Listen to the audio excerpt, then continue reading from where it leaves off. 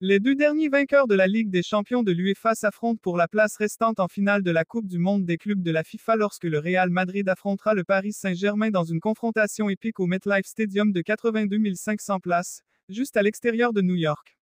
Le Real espère ajouter une sixième couronne à sa collection, un record, tandis que le PSG doit remporter ce trophée pour compléter un rare quintuple de titres majeurs en une seule saison.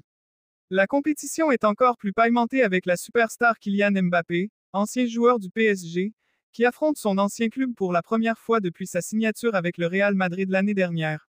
Les Blancos sont terminés en tête du groupe H avec 2 victoires et un match nul. Le Real a débuté sa campagne de Coupe du Monde par un match nul 1-1 contre Al Hilal à Miami, avant de s'imposer 3-1 face au club mexicain de Pachuca lors d'une revanche de sa finale intercontinentale FIFA en décembre dernier.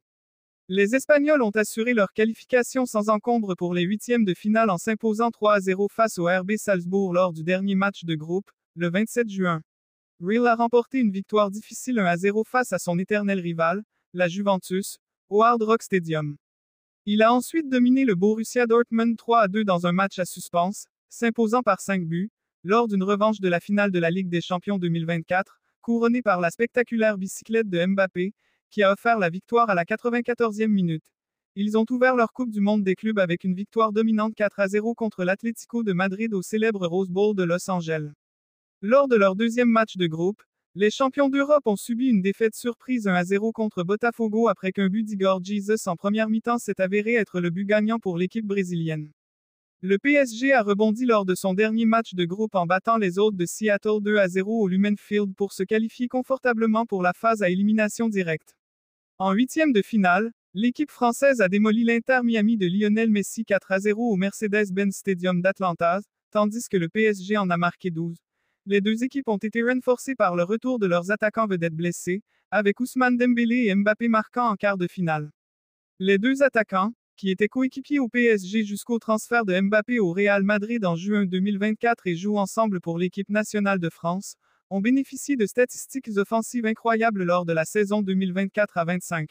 Mohamed Samdi était son 44e pour le Real Madrid en 58 apparitions cette saison.